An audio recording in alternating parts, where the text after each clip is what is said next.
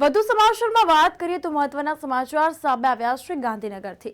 કોંગ્રેસ નેતા અમિત ચાવડાએ જણાવ્યું કે દેશના વડાપ્રધાને 2024 દરમિયાન દેશના દરેક ઘરને નળથી પાણી મળશે તેવી જાહેરાત કરી હતી, પરંતુ આજે 5 વર્ષ થયા તો ગૃહમાં જાણવા મળી રહ્યું કે પૈસાનું શું કર્યું। તો આ માટે કોઈ કેન્દ્ર સરકાર તરફથી આ યોજના માટે 7,500 કરોડ રૂપિયા મળ્યા છે, પણ તેની સાચી પરિસ્થિતિ જાણવા માટે આ યોજના અંતર્ગત ઘરે ઘરે નળ પહોંચ્યા પણ નળની પાણી નથી મળતું। તો નળથી પાણી નથી મળતું તેવું તેઓએ જણાવ્યું। તો જિલ્લામાં ગુજરાતમાં આ યોજનામાં ચારે તરફ ભ્રષ્ટાચાર વ્યાપક પ્રમાણમાં થઈ રહ્યો છે। તો આવો અમે એકલા નથી કહેતા એવું તેમણે જણાવ્યું। અને ભારતીય જનતા પાર્ટીના ઉપાધ્યક્ષ લેખિતમાં જાહેરમાં કીધું છે કે આ યોજનામાં મોટા પ્રમાણમાં પૈસા ખવાઈ જાય છે અને માત્ર કાગળ પર જ કામ થાય છે।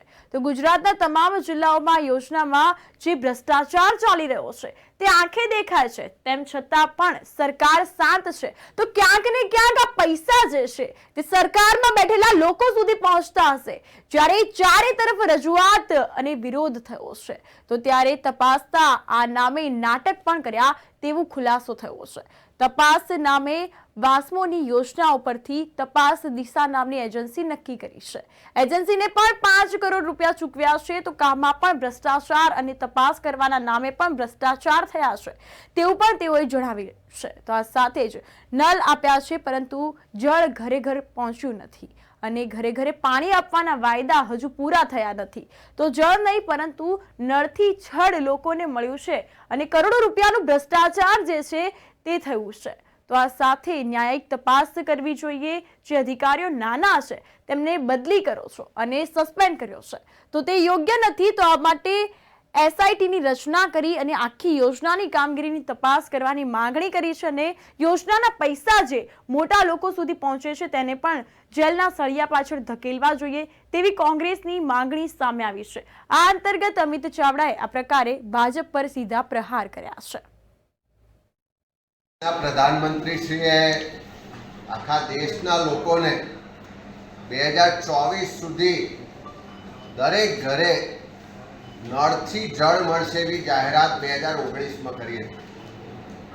આજે 5 વર્ષનો સમય થયો।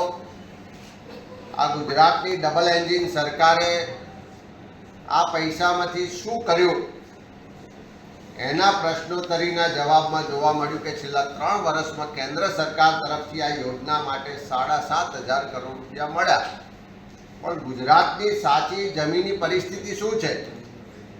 તો ઘરે ઘરે નળથી જળ તો ના મળ્યું, નળ આયા પણ ક્યાંય જળ ના પહોંચ્યું, પણ આ નળથી છળ મળ્યું એવું ગુજરાતના લોકો સ્પષ્ટ રીતે જોઈ રહ્યા છે અને કહી રહ્યા છે।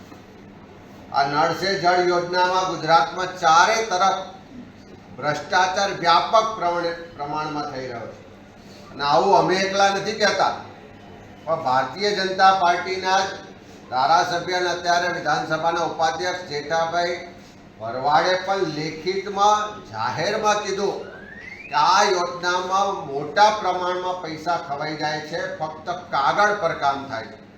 એ પંચમહાલ જિલ્લો હોય, દાહોદ જિલ્લો હોય, મહીસાગર જિલ્લો હોય, વલસાડ જિલ્લો હોય, નવસારી જિલ્લો હોય કે આખા ગુજરાતના તમામ જિલ્લાઓ આ યોજનામાં જે ભ્રષ્ટાચાર ચાલી રહ્યો છે આંખે દેખાય છે, તેમ છતાં સરકાર ચૂપ છે।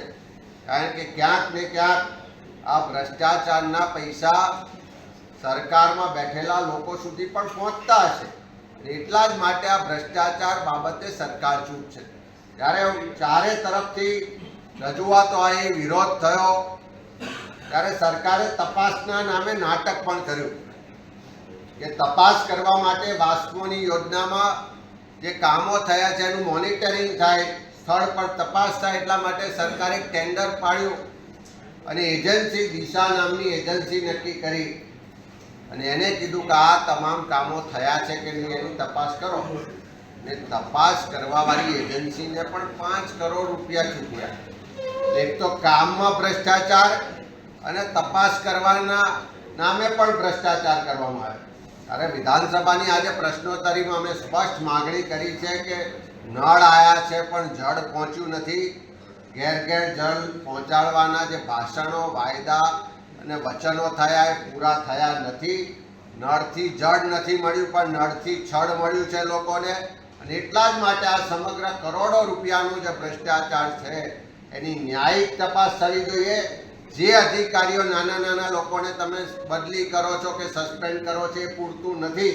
અને આખા ગુજરાતમાં જ્યારે આ યોજનાનો ભ્રષ્ટાચાર વ્યાપક પ્રમાણમાં હોય તો એસઆઈટીની રચના કરવામાં આવે અને આખા ગુજરાતના નલ સે જલ યોજનાના ભ્રષ્ટાચારની તપાસ થાય અને આ ભ્રષ્ટાચારના પૈસા જે મોટા લોકો સુધી પહોંચતા હોય એમને પણ જેલના સળિયા પાછળ નાખવા માટે એસઆઈટીની તપાસ કરાવો એવી કોંગ્રેસ પક્ષ તરફથી માગણી કરી. દેશના પ્રધાનમંત્રી શ્રી જ્યાં સુધી ગુજરાતના મુખ્યમંત્રી હતા ત્યાં સુધી એમણે ક્યારેય એમ કીધું પણ નહોતું કે હું ઓબીસી સમાજમાંથી આવું છું ને એના માટે ક્યારેય એમણે ગૌરવ પણ નહોતું લીધું. પણ દેશની રાજનીતિમાં જ્યારથી ગયા 2014થી ત્યારથી દરેક ભાષણમાં કે હું ગરીબ સમાજમાંથી આવું છું, ઓબીસી સમાજમાંથી આવું છું, ગરીબાઈ મેં જોઈ છે અને એના નામે રાજનીતિ થતી આપણે સૌએ છેલ્લા 10 વર્ષમાં જોયું છે. આજે રાહુલજીએ બહુ સાચી વાત કરી કે નરેન્દ્રભાઈનો જન્મ ઓબીસીમાં થયો નથી, કારણ કે એમનો જન્મ થયો ત્યારે એમની જે મોડ ગાંચી કે એમની પેટા જ્ઞાતિ છે એનો સમાવેશ ઓબીસીની યાદીમાં નહોતો થયો. દેશમાં જ્યારે વાજપેયીજીના નેતૃત્વમાં સરકાર આવી ત્યારે કેન્દ્ર સરકારે એની યાદીમાં સમાજનો સમાવેશ કર્યો.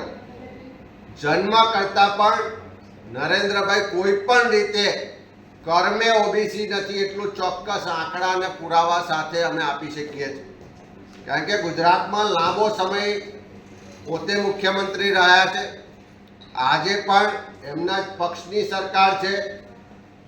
મારી ચેલેન્જ સાથે ભારતીય જનતા પાર્ટીના તમામ નેતાઓને ચેલેન્જ છે કે આ 3 દાયકાના ભાજપના ગુજરાતના શાસનમાં દર વર્ષે બજેટ બને છે, એક પણ વર્ષનું બજેટ એવું બતાવે એમાં નરેન્દ્રભાઈ મોદીનો કાર્યકાળનો પણ સમાવેશ થાય છે કે જેમાં ગુજરાતના બક્ષીપંચ સમાજ માટે જે સામાજિક અને આર્થિક પછાત વર્ગ વિભાગ છે જેના મંત્રી પણ અલગ છે એને બજેટમાંથી 1% રકમ પણ ફાળવી હોય. આ વર્ષે 3,32,000 કરોડનું બજેટ બન્યું. મારી ચેલેન્જ છે કે આ વિભાગને જો 1% પણ રકમ ફાળવી હોય. પાછલા 10-20 વર્ષના બજેટના આંકડા જોઈ લો કે 52% વસ્તી ધરાવતા બક્ષીપંચ સમાજને દર વર્ષે જે બજેટ બને છે અને એ સમાજ માટેનો વિભાગ અલગ છે તેમ છતાં 1% બજેટ પણ ફાળવવામાં આવતું નથી. એટલે નરેન્દ્રભાઈ જન્મે તો બક્ષીપંચમાં નહોતા જ, પણ કર્મે પણ બક્ષીપંચ સમાજની ચિંતા કરવાવાળા રહ્યા નથી. અને ખરેખર જો પ્રધાનમંત્રી શ્રી બક્ષીપંચ સમાજમાંથી આવતા હોય, અસલી બક્ષીપંચ હોય, તો મારી એમને વિનંતી છે કે ગુજરાતમાં 52% વસ્તી ધરાવતો બક્ષીપંચ સમાજ, 60% વસ્તી ધરાવતો દલિત સમાજ, 14% વસ્તી ધરાવતો આદિવાસી સમાજ અને 9% વસ્તી ધરાવતો લઘુમતી સમાજ, એને દરેક રીતે બજેટની ફાળવણીમાં અન્યાય થઈ રહ્યો છે. વિકાસના લાભ એના સુધી પહોંચતા નથી. સબકા સાથ સબકા વિકાસ સૂત્ર સારું લાગે પણ મુઠ્ઠીભર લોકોનો જ વિકાસ થાય છે. અને સાચા અર્થમાં બક્ષીપંચમાંથી આવતા હોય, બક્ષીપંચ સમાજની ચિંતા હોય તો તાત્કાલિક ગુજરાતમાં એમની ડબલ એન્જિન સરકાર છે, જાતિ આધારિત વસ્તી ગણતરી કરવાની પ્રધાનમંત્રી શ્રી ગુજરાત સરકારને સૂચના આપે તો માનીએ કે એ બક્ષીપંચની લાગણી ધરાવે છે, ગરીબ લોકોના હિતોની ચિંતા કરે છે, ગરીબ લોકોને જે અન્યાય થાય છે એમાંથી એમને ન્યાય અપાવવા માટે ચિંતિત છે અને એમની ઈચ્છા શક્તિ છે. સરકારને સૂચના આપે કે તાત્કાલિક જાતિ આધારિત વસ્તી ગણતરી કરાવે, અન્યથા માન્ય વડાપ્રધાન શ્રી જન્મે પણ બક્ષીપંચમાં નથી અને કર્મે પણ બક્ષીપંચની લાગણી ધરાવતા નથી.